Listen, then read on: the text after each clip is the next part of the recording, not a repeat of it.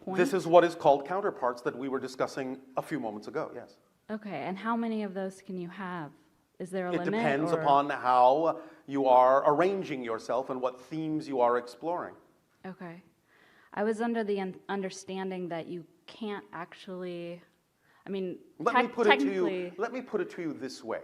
You can do the math, all right? Okay. Of the approximately 7 billion people on your planet as physical individuals, there are only about 350,000 to 400,000 oversouls. Okay. So do the math. Right. Right. That's an average. It fluctuates a bit, but that's an average. Okay. And I was under the understanding that if you had a counterpart, that you wouldn't actually ever meet them. It depends. Sometimes you might not. It depends upon the themes you're exploring and how it would serve you to meet or not meet them. And sometimes you may run into a counterpart and fall in love with them, and sometimes you may hate their guts. Okay. Now, I'm being a little euphemistic because I certainly don't promote that idea. But nevertheless, knowing how you humans operate, you may simply find that you don't prefer some of your own counterparts. And that vibration may simply be for the purpose of keeping you apart. You understand? Yes. Okay. Do I have any counterparts? Yes. How many? 5. And they're all still living at this time? That's why I gave you that answer. That 5. If they were not still living, they wouldn't be counterparts. I feel like I experienced one of them passing in the last year. Sometimes that happens. As you Was- say, ships in the night. Okay. So that is in fact what that, Yes. okay. Sometimes you will sense it, sometimes you will not. Okay. Does that help you? That does help me. Thank you. Why, thank you. I have one more question. Oh, all right. For most of my life, I have had vivid dreams, Yes. many of them with different types of UFOs. Oh, all and right. I find that the transitioning back Yes. is very difficult to physically awake. Oh, all right. And I'm, That's because your physical reality is so much more dense. yeah. And Okay. therefore, you are attempting to insert yourself and lower your vibration again to match that physical dense reality. So it can feel a little thick, yes. Okay. Can be like trying to push through molasses, yes. Is there a way that I could continue to have these adventures and vivid memories of my dreams Of course. while still waking up feeling Yes. not so exhausted? It requires that you allow yourself a higher degree of lucidity in the dream. Because once you allow a higher degree of lucidity in the dream, you can recognize that you can allow a higher degree of lucidity in physical life. And that can allow you to, shall we say, control the vibration of the physical reality in a way to make it more compatible with your reinsertion. Does that Okay. help you? Yes. Let us explain very clearly that this is actually what our civilization has done. As we have said, when the soul decides to have an incarnation, and I'm speaking euphemistically here, symbolically in a sense, but there's some reality to it, vibrationally speaking, energetically speaking, the idea of the soul is that it splits itself into the higher mind and the physical mind. And those two together in balance, in harmony, form the whole person that will have the experience of that incarnation. The higher mind remaining non-physical to guide the physical mind in that sense, like someone standing on the mountaintop so that it can give a broad view perspective to the physical mind down in the valley so it won't fall into so many holes because it can't really see where it's going. In between the two is what we call the template level reality, the actual place where the soul and the higher mind create the blueprint, lay out the blueprint for the themes you will explore, literally construct, in a sense, the physical reality blueprint of what will manifest in your physical life. When you go into a dream state, you're going, in a sense, to the template level reality. And if you are lucid in it and understand that you're awake in the dream, then you can actually use the template level blueprint to rearrange and reorganize the physical reality that you reinsert yourself back into. So the more lucidly you are in that state, the more lucid, in a sense, you can make your physical reality, or at least more in alignment with the lucidity you're having in the dream state. And again, this is what our civilization has done, because once we allowed ourselves to understand how to become truly lucid in the dream state, we never went back. We simply, from there, altered the physical reality blueprint to become more aligned with that state of dream lucidity, and therefore we are always asleep and always awake, and that's why we never sleep. We live in the dream, and that is our reality. It's totally lucid. Does that make sense to you? That's fantastic.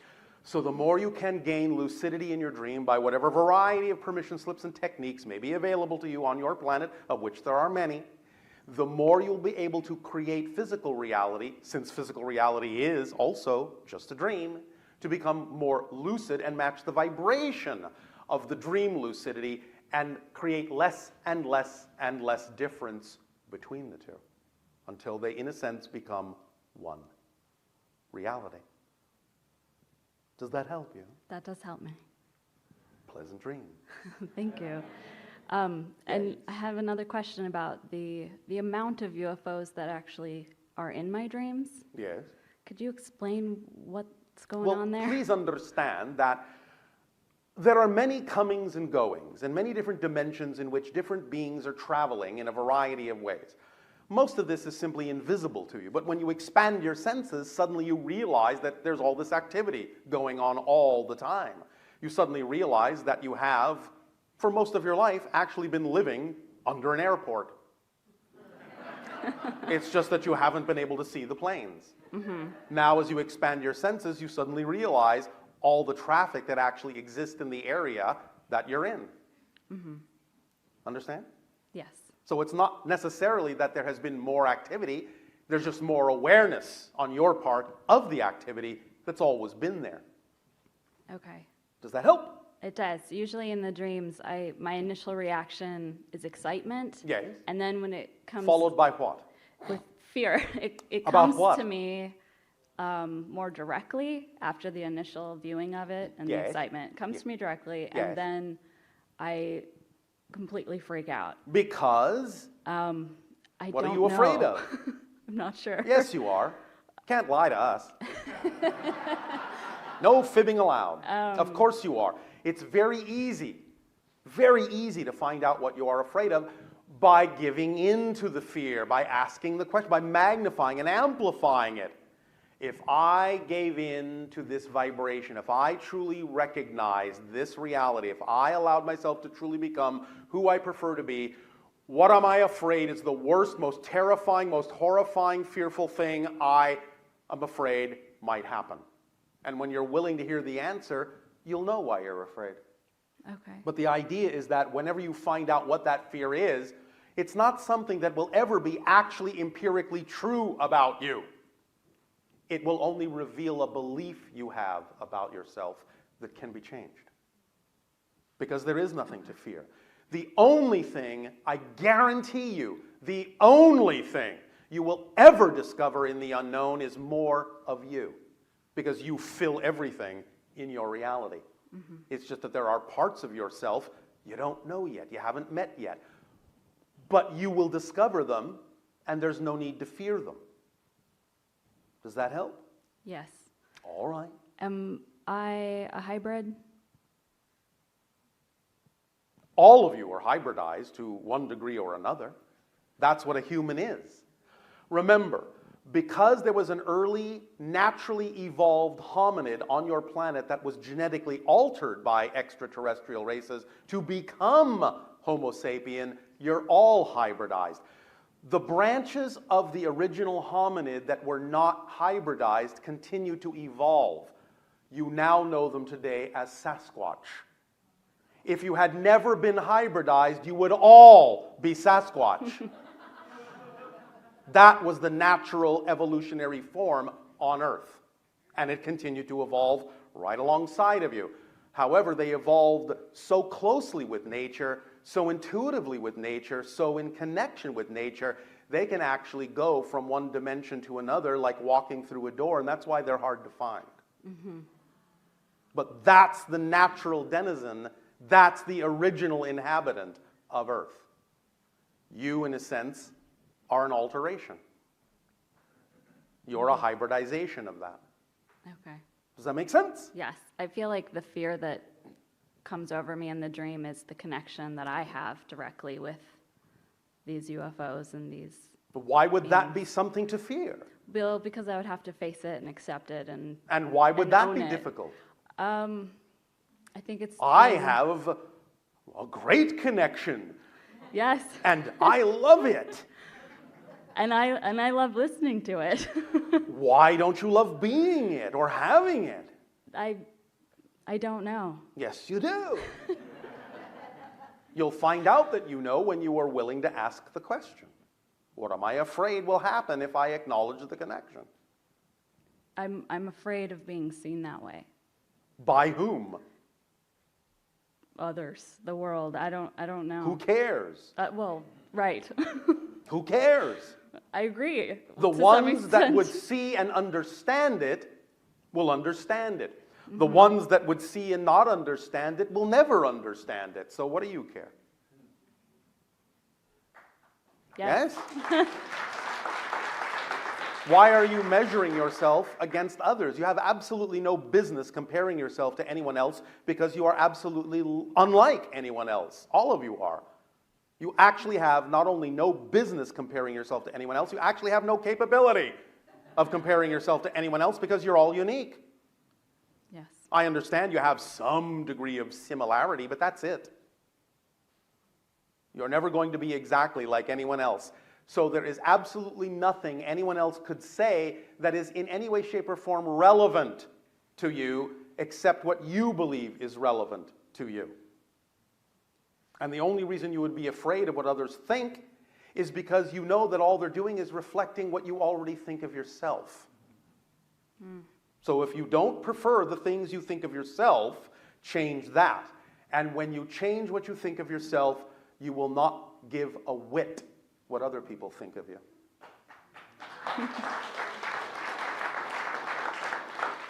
You can always use guidance to make sure that other people are reflecting things to you that you could use as information to keep yourself on track. I'm not saying you have to ignore everyone and not listen to them, because they may be saying things that are wisdom for you.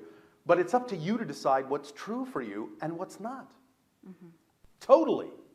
Make sense? Absolutely. So again, no matter what anyone says, when you allow yourself to be who you are, thank them for offering you a different perspective. It's just not a perspective that you feel like agreeing with today.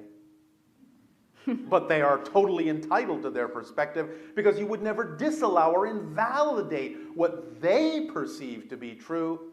Because if you invalidate them, why should they validate you? Yes. But again, the irony and the paradox is you don't need them to validate you. And by not needing them to validate you, you are capable of validating yourself and everyone else, no matter how different their perspective of you might be from your own. Do you see the paradox here? Yes, Do you see how to use the power of the paradox in this? I do. Does this help you? Very much so. Well, thank you. Thank you.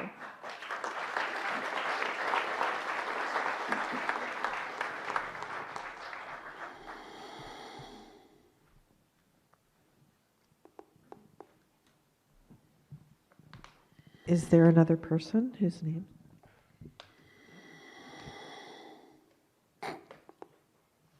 Hi, Bashar. And you good day. I'd like to ask, we're all trying to figure out You are all what? we're all trying to You figure are all what? We are selectively deaf to certain words. Trying is one of them. we are working You're either on doing something or you're not. we are working on Yes? figuring out what our reality is. You are figuring out what your reality is and in your own way. You're not working on it. You're not trying to work on it. You're figuring it out in your own way. and that's where I could use some help. All right. What help would you like? Well, I understand the concept of parallel reality. Are you sure? It's kind of a new concept for me. All right, and you understand it just like that. Congratulations. But I could use some additional help. In what way?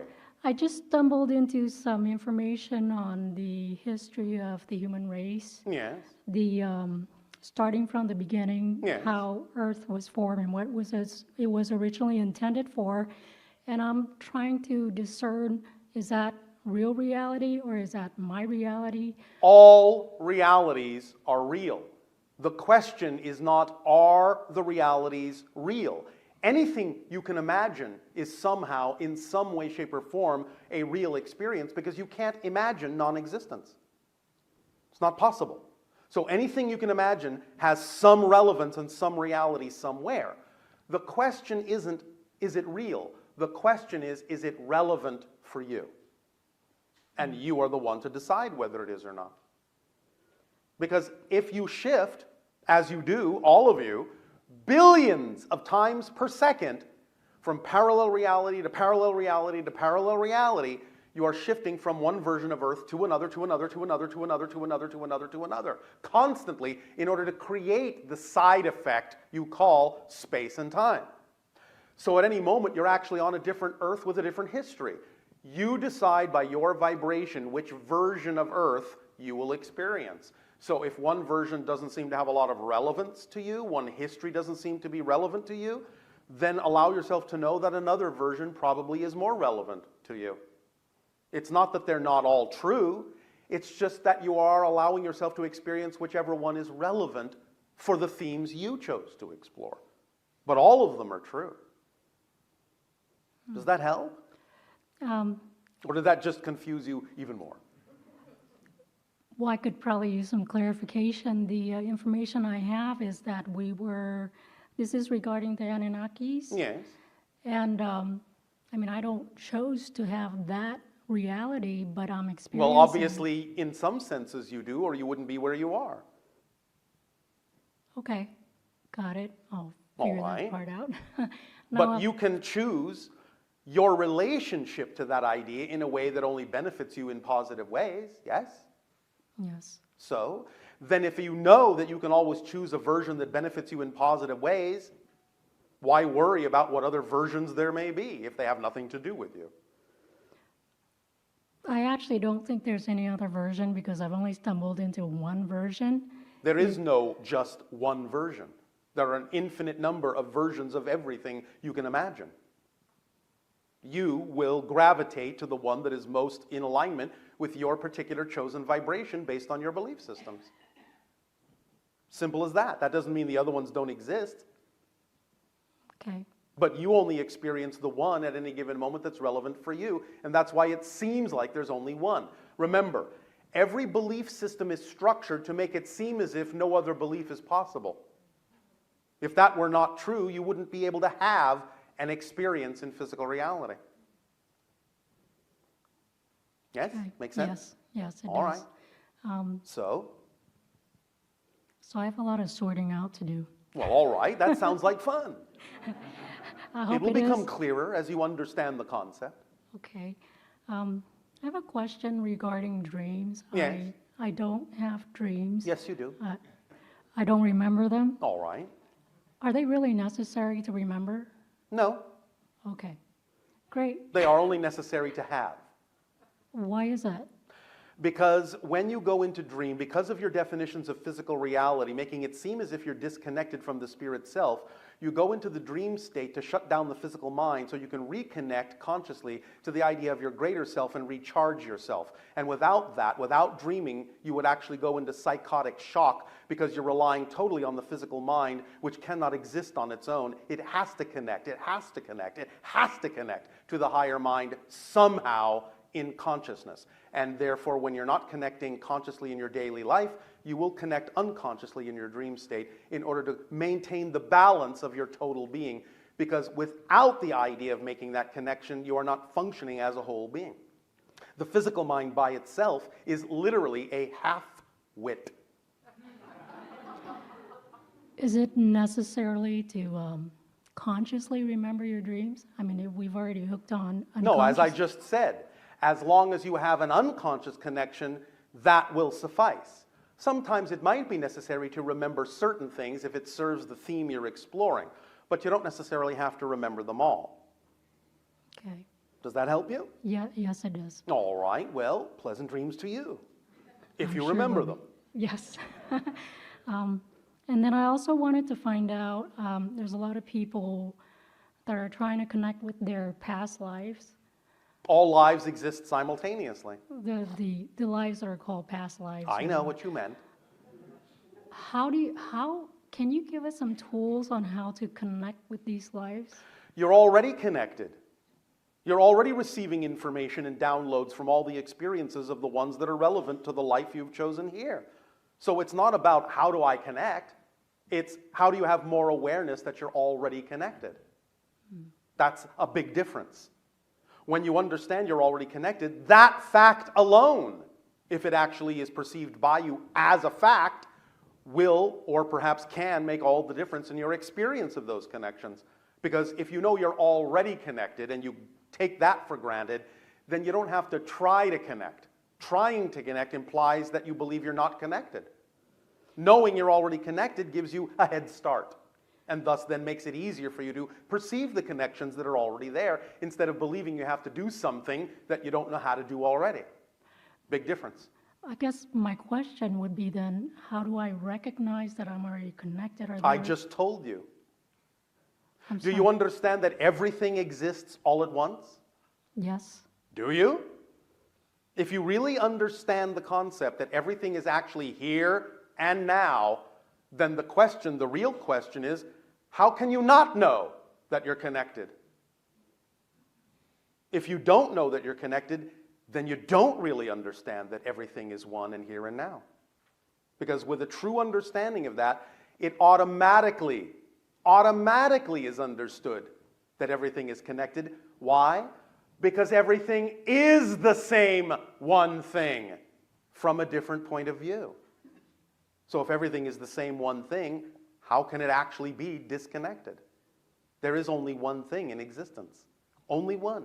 There's only one moment in existence. Only one. What you perceive as different moments are the same moment from a different point of view. So it's not even that you have separate things that are connected. There is only one thing. Therefore, connection is built in. Because every apparently different thing is just an appearance of difference. It doesn't actually different. It's just the appearance of difference. It's just the experience of difference. But mechanically speaking, there is only one thing. That's it. Is there a way for me to, I guess, some tools where I could, I just gave you a very powerful one. I'm sorry, I'm missing it. Yes, you are. There is no such thing as being actually separate. There is the illusion of separateness, the experience of separateness, but there is no such thing mechanically as actually being separate. There is only one thing in existence, and that's it. And you are that thing. And you are that thing. And you are that thing. You are all the same thing from a different point of view. It's just reflections, different looking reflections of the same thing seeing itself in all the ways that it can. So if you understand that what appears to be different people are actually the same being, how can it not be connected? There's only one being. What is there else to connect to? Nothing. Everything is within you. There is no outside. Is this making more sense? Not really, but if I can, Yes. give an example. By all means. So let's say all of a sudden I'm by a swimming pool and I'm taking my first beginner swimming class, Yes. and all of a sudden I get really scared and I don't want to go in the water. Yes. I've never had any water experience, so I don't understand why I'm afraid. So would it be safe to say that that fear of water may be something that is from one of my other selves? It might be, but it doesn't have to be. The fear of water may connect symbolically to some fear you have in your definitional system in this life too. Even if it's not literally a fear of water, the water may symbolically represent something you are afraid of. Many of you already know, psychologically speaking, that water is symbolically representative of emotion. So the idea may be that you have a fear within you or a fear of some emotion within you that the water simply symbolizes. And it could be many other things. You have to take it on a case-by-case basis. Can you expand on your comment, water is symbolically representative of emotion? Well, this is simply what comes up in your natural psychological experiences, in what you call your psychological information. The idea of emotion, energy in motion. Emotion is fluid. Thus it is symbolized with the idea of water, diving deep down into your emotionalities, like sinking under the surface of the sea or a pool. It's like allowing yourself to be immersed in the idea of your consciousness. And this has feeling components to it. And thus it has emotional components to it. It's like being immersed, like a child, in the amniotic fluid and feeling the idea of the support and the unconditional love of the mother, or feeling the fear of the mother. So it could even come from that. Going into a pool could be reminiscent of being in the amniotic fluid and feeling the fear of your own mother before you were born. It could be many things. You have to find out what it is for you by exploring your belief systems about why you have fear. And then the answer will come. The idea will come. It will show you. The synchronicity in your life will show you what the connection is. All right? Okay, But you have to be willing to explore that and not be afraid to explore it. great, thank you. You have to swim in that water. All right? Yes, thank you. Thank you.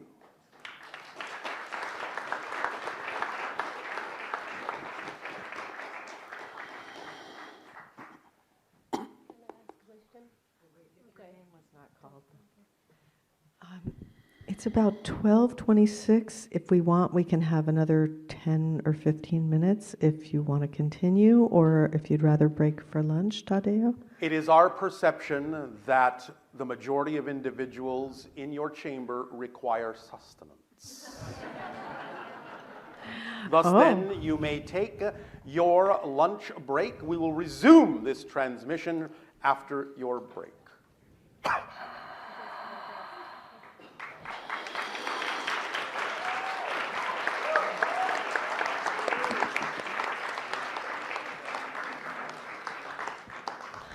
How's it going? Very good. Thank you, Daryl. You're welcome.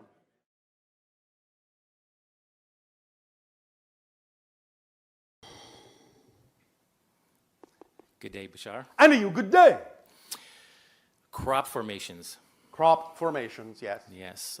For about 15 years, I've been researching both. Oh, that sounds like fun. Yes, it is. Physical research as well as spiritual research. Yes, yes. The two go hand in hand because there is nothing non-spiritual about physical reality. That's right. Ooh, that was a big lesson for some. It,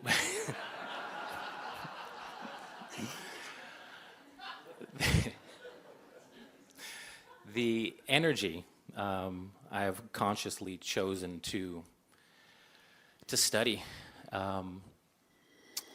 along that path, and pretty much as soon as I got into it, Yes. And somebody here earlier mentioned the Arcturians. Yes. What I believe is, well, through synchronicities, Arcturians have played a role and have All the beings in the Enneagram have played a role, as well as other spirit beings, other guides, other levels of dimensional consciousness, and even the consciousness of your own world, individually and collectively, have played a part in the creation of that language, of that multidimensional imagery that aids and assists you in being reflective of who you really are, or at least giving you a hint and a clue of the path to follow to discover yourselves. yes. And that was actually my next question was, Well, thank you for allowing us to answer it ahead of time. thank you, my involvement in the studying and maybe dissemination of that information.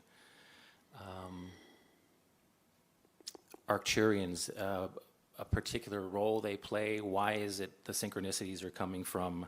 It's a stabilizing energy. energy, an aligning energy that allows one more ease of alignment with the true core frequencies of their being.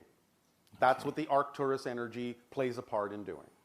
And I heard you mention earlier they're not physical.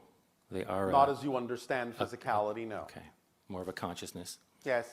Okay, that's question number one. All right. Was basically reminding me consciously of what I think I already know unconsciously. Thank you. So I'll continue to do that work because that brings me my highest excitement. Yes. Second and last, I was recently in Mount Shasta. All right. While I was there was a group of about 150 people from South America who were there for what we would call a contact. Yes.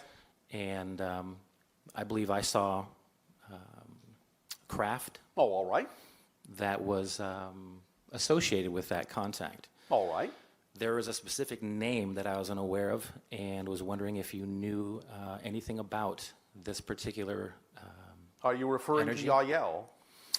It's actually Antarel or Antarel. I'm unaware of this name yet. A researcher friend of mine, Paula Harris, was there, witnessed it, has written a story since. And the name hasn't rang a bell. I don't know what consciousness this is, what energy it is, and very curious because I've never heard It of it is an before. offshoot extension of the hybrid civilization that will be one of the first to have open contact with your civilization. Okay. Does that help you? That absolutely helps me. All right. Thank you. That's all that I have for you. All right, thank you. Then that's all I have for you. There you go. Thank you.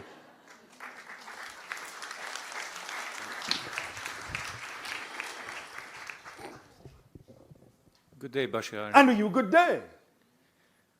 First of all, let me thank you for all your teachings, and I just want to tell you that I appreciate you so All much. right. Well, we thank you for the co-creation.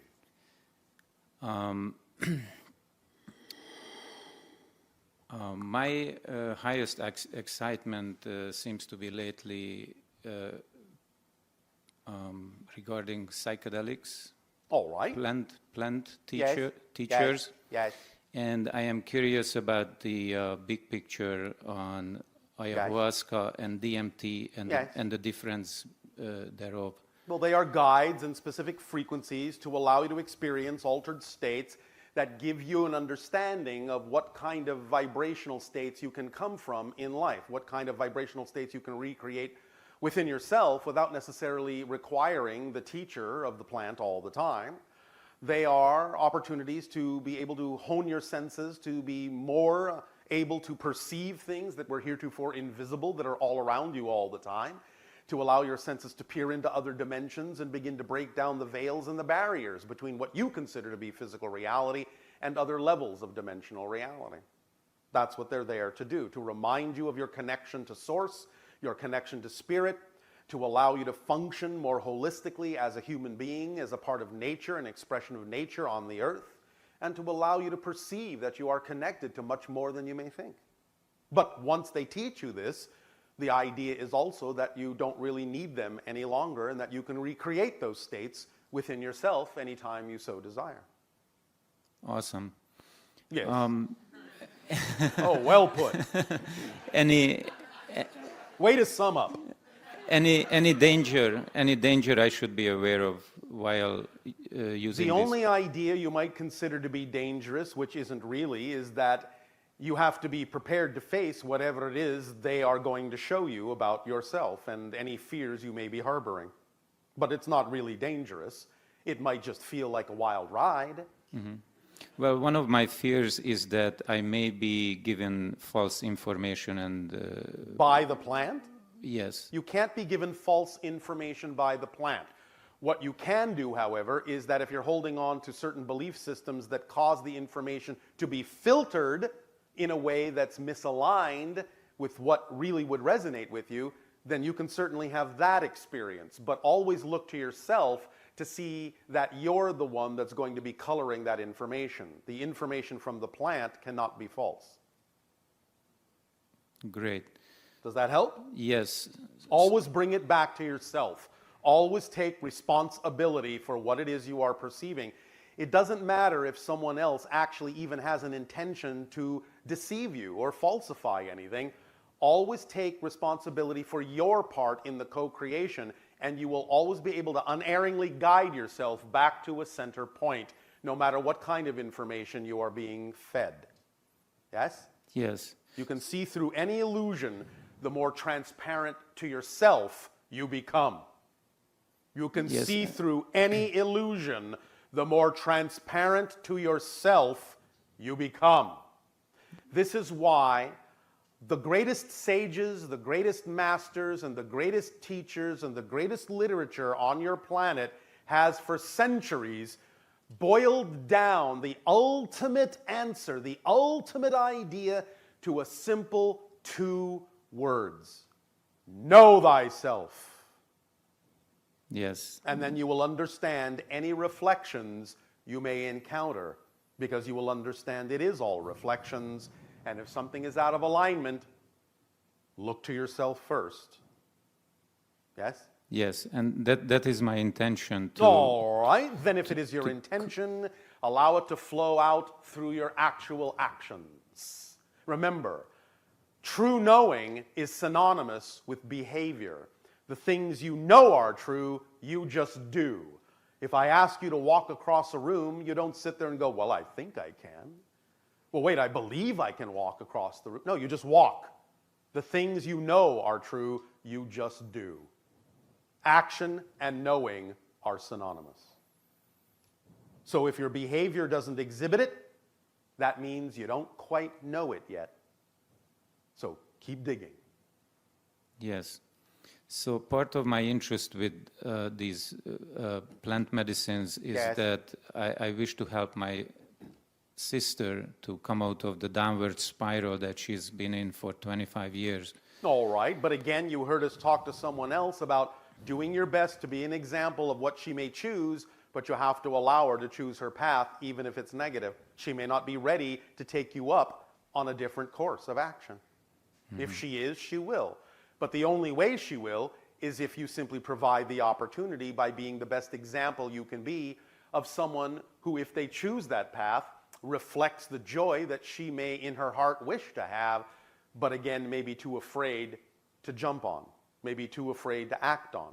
So if you can allow yourself to impart information that you have learned from the plants in a way that will allow her to not be afraid to get in touch with her own deep-seated fear-based beliefs and allow her to let them go, then she may walk that path side by side. But if she chooses not to, there is not much you can do to change her mind.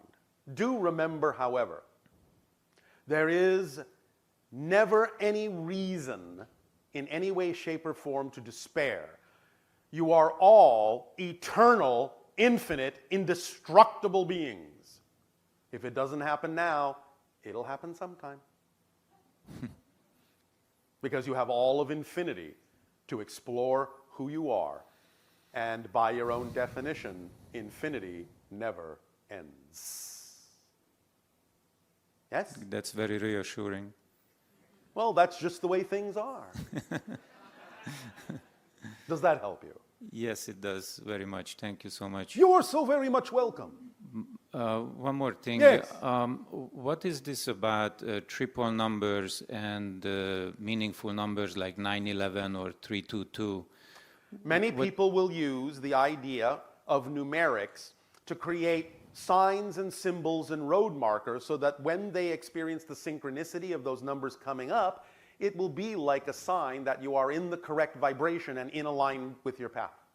Even like 911 is usually has negative connotations. Well, you've given it one, but you can also recognize it has a positive one.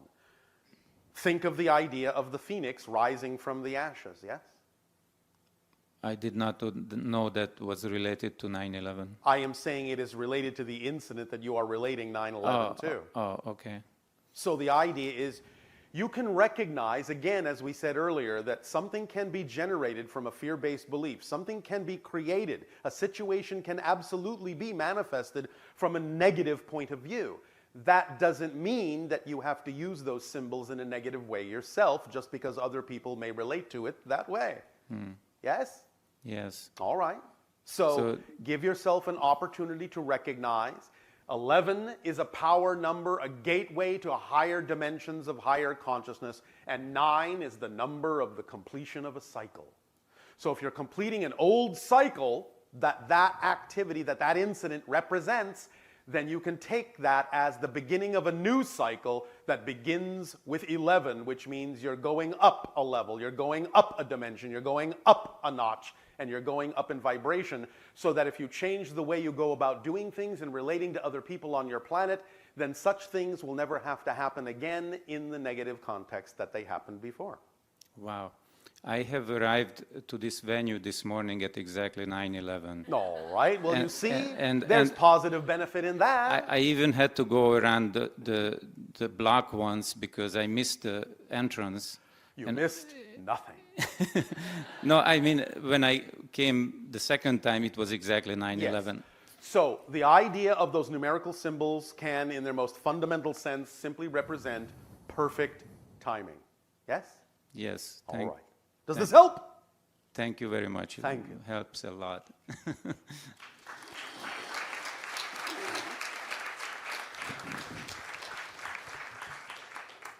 Hi, Bashar. And you good day. Good day to you. Andy Esasani. I've been looking forward to speaking with you in this moment. All right. And And- through what story will you be doing so? Well, it's going to start with a Father's Day story. Father's And Day story. Yes, because it is Father's Day on Earth. Yes, we And understand. I was wondering, do you guys have those days? No. No, you don't. Every day. Every day is a celebration. Yes. Okay. We do not delineate the idea of special days in that way specifically. In what way do you? We don't. You just don't. There are recognitions of certain things that happened in what you would call our history that are noted for their particular vibrational resonance, but we don't surround them with the kinds of rituals that you do. We simply experience that vibration and move forward. Okay. Well, I just wanted to express that since we're talking about stories, I wanted to share with you how my dad would say that. He'd say, All right. I'd tell you a story. Because he likes pirate stuff, so he would say that. So I just wanted to share that with you. And my story actually starts a bit with my dad. Yes. We just saw the movie Thor. Oh, all right. And it was, I didn't really want to see it at first, but he's like, no, you really will love seeing this movie. You got to see it. And did you? I did, and I was exhilarated. And if you Why? guys, because I saw these different beings, Yes. in the galaxy, other races, and I felt such a connection to them, and I wish I was there with them, acting Oh, all out right. the different. Does that mean you're also going to go see the latest movie entertainment that also deals with other beings in the galaxy? There's one that I do plan to go see. It's the. Is it the color green? Green Lantern, All right. yes. And I did have a question about that. Yes. There's been talk that, as open contact becomes more open, Yes. that society will start showing more of what other races look like. Is that right? Not right, but Do you mean, will your depictions in your science fiction stories become more accurately representative of Yes. some of the races that exist? yes. Yes. Okay. And does that movie reflect that? Some. Some. Okay. Now, again, remember, anything you can imagine is real because you cannot Right. imagine non-existence. But when I say some, I mean some that are relevant to anything that you could experience as being somewhat similar to your understanding of reality. All of them Okay. are real in their own context, but may not be relevant to your dimension of experience. But some actually are. Okay. Thank you. So when I was watching the movie Thor, I felt like I wanted to be there, and I was kind of meditating on that later on after the movie, and my inner guidance told me, because I was asking, well, why am I not there if You I like are. it so much? You are. You are not, but you Right. are. Right. And I received that. Well, that is part of you. That is Yes, you. And that's why you resonate to it. Right.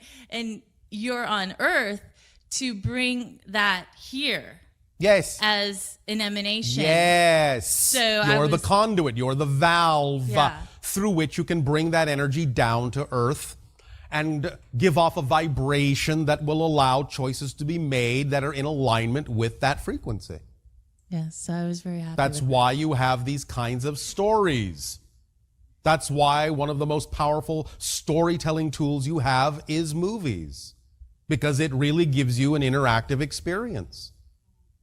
And what you Right. call theme parks. It gives you an interactive experience of story.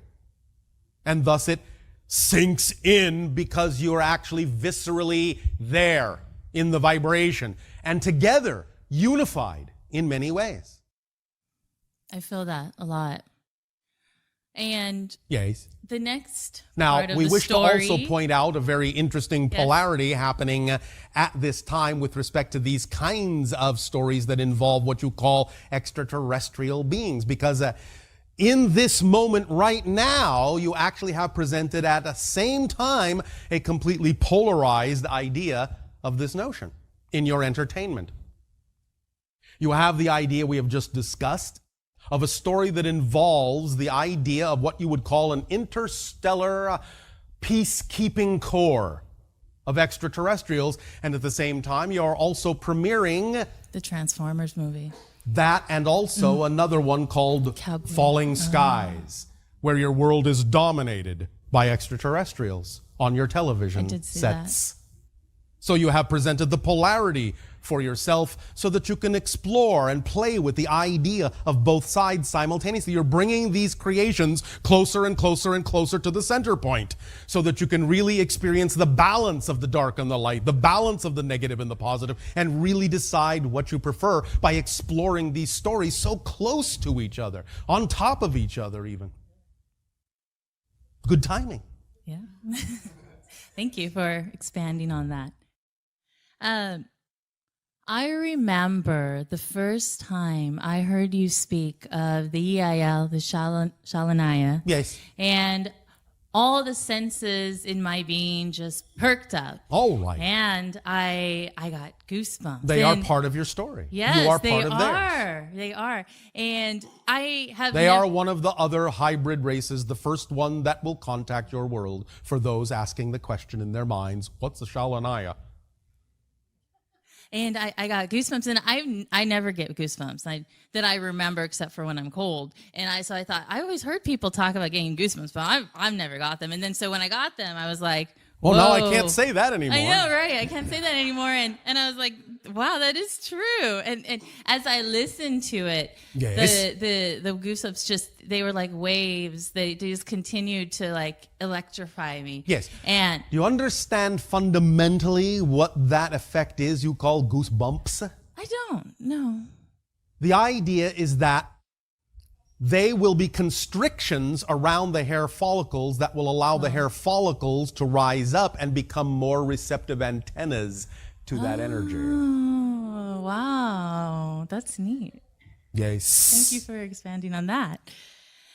And so as I continued to listen to that, I just closed my eyes and I got a sense as if I was there with them. Even now, like I feel like I can Yes. tap into them. Yes, you can.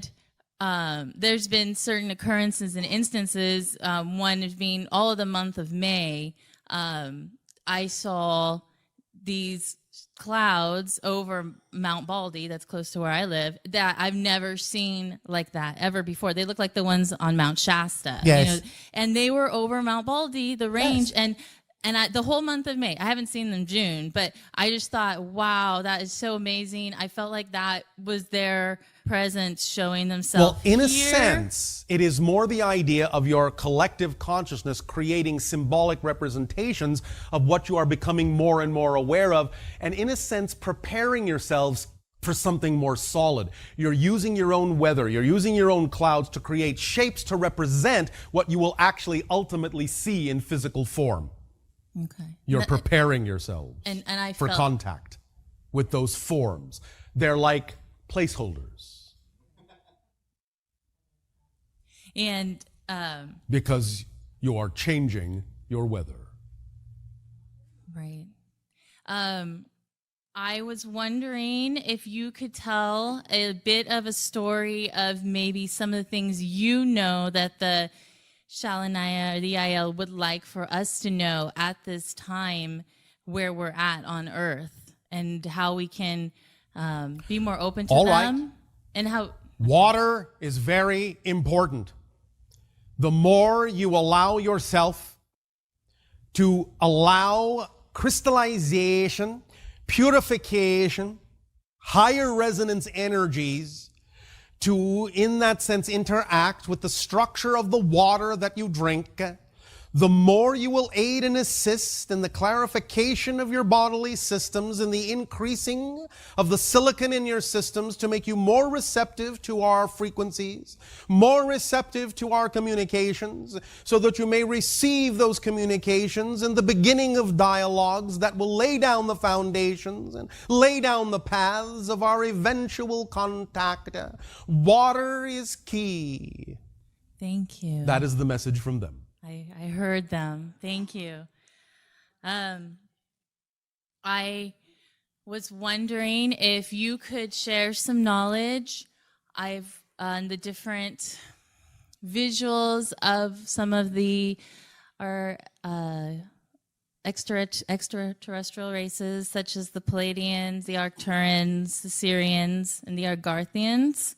Do they look similar? Pleiadians, in that sense, are genetically connected to you. You are like long-lost cousins. So in that sense, they are very humaniform.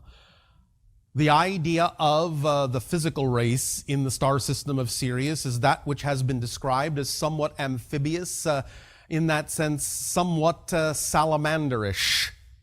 The idea of the non-physical consciousness connected to Sirius is, of course, non-physical. The idea of Arcturus energy in that sense is also a non-physical consciousness that does not have form in the way you would understand it, but is represented by the idea of the glowing orange orbs that many of you have seen. Oh, okay. What you are referring to as a Garthan in that sense is actually known by another frequency altogether that is very ancient, and they do not share the idea of physical form as you know it. There are other races that you will encounter eventually in time that are not like your species at all. We have from time to time described some of these. We will not really go into the list right now, but will at what you call a future time focus on the idea of a transmission that describes many of these races. Okay, thank you. Thank you for the sharing of your story. Thank you. I have some more, if that's okay. It's Your okay. story has an epilogue. Yes, yes. Make it brief. Okay. I have heard you speak of the span between 2010 and 2015 and the sensing of energy at that moment. Yes, the splitting prism. And can you speak a little more on the splitting prism and where the energy on Earth is at this sensing of the energy? The trains are already leaving the station. The tracks are getting slightly farther and farther apart. Be on the train you wish to be on before you can never reach the other track. Right. That's all we will say for now. Okay. Take everything we have said in the transmission over the course of what you call these 3 days and apply it to decide and choose what story you will be, what track you will be on. Thank you. I am. All right. Thank you.